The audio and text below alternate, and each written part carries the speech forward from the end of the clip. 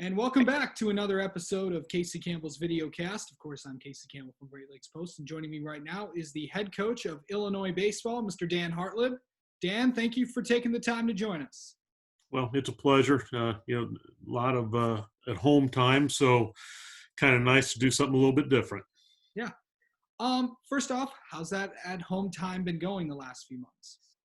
You know what? It's been fine. I mean, obviously, we'd all like to be kind of in what we consider the normal or the norm. You know,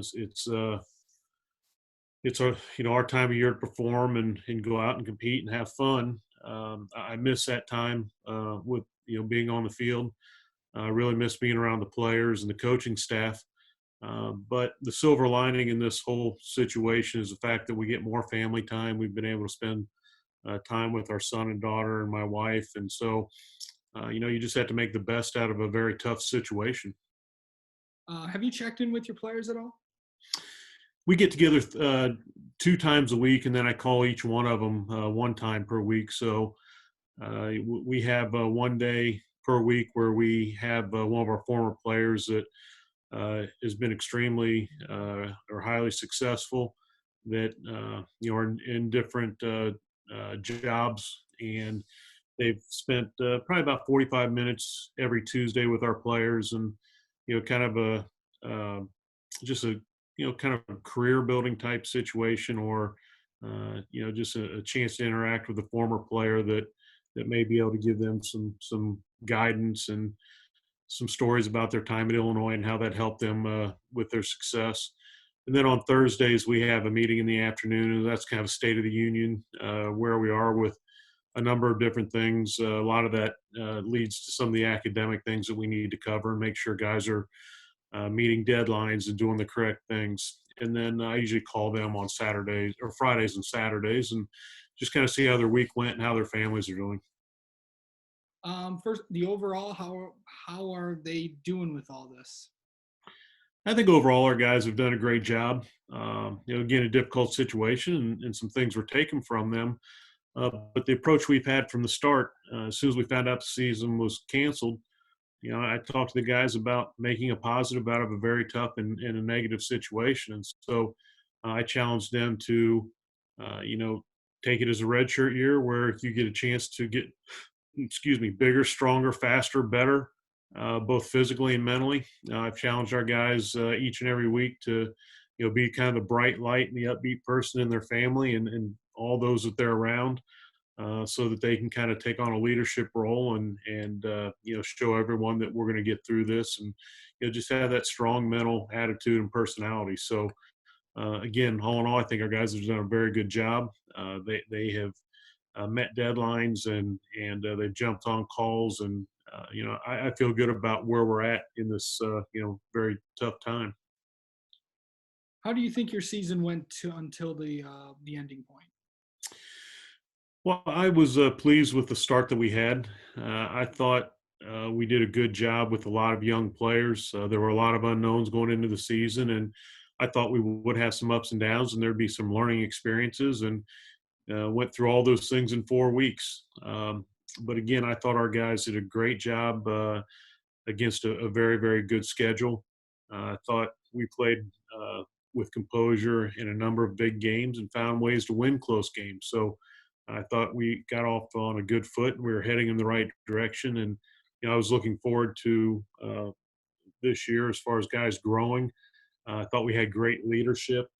So, a lot of things were going well for us early on. With a lot of the recruiting being changed, how has that affected you? Well, the recruiting, as far as obviously being able to go out and see guys right now or in the summer, there are a lot of unknowns as to how we're going to have to handle that. Hopefully we get back to a little bit of a norm where we can get back out on the road and get some guys in the fold and plug some holes. Again, that's going to be something that we'll figure out as we move forward and see when some of the restrictions are lifted. The thing that I think is going to be interesting, I've I've never been in a situation where I've pushed guys out of the program. I mean, there's times that I've made some decisions based on a number of things that have happened off the field, as far as guys moving on. But when guys haven't performed well, it's been a situation where, we continue to work with guys, and I'll be honest with them what my thoughts are, but, never really push guys to move on and go somewhere else. I think you're going to see a number of players have to do that. Is guys now have an opportunity, or all the returners are basically blessed with another year of eligibility. On the backside of that, it's going to create some numbers problems as far as scholarships, some number of problems as far as roster spots, and we'll have to have some tough conversations with people moving forward in the years to come. So, a lot of things are going to have to sort themselves out over the next, well, it's going to be a 4 or 5 year period that we're dealing with this. So, going to be a little bit different time. Some things that I'm not 100% comfortable with, but this has presented a new situation, and we'll just see how it all shakes out. Dan, how many current seniors do you have that have said to you, "Hey, I'm coming back for that extra year of eligibility"? Sure. This was a year when we had 5 seniors, and at this point, there'll be 2 coming back.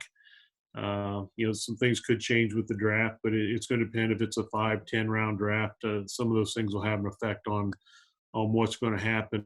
But I do expect 2 of our seniors to be back, just from a standpoint of what they want to do academically, and they want to come back and help us win at a high level a year from now. So, looking forward to having a few guys back, and they were some of our guys that showed great leadership, and so I'm excited about that.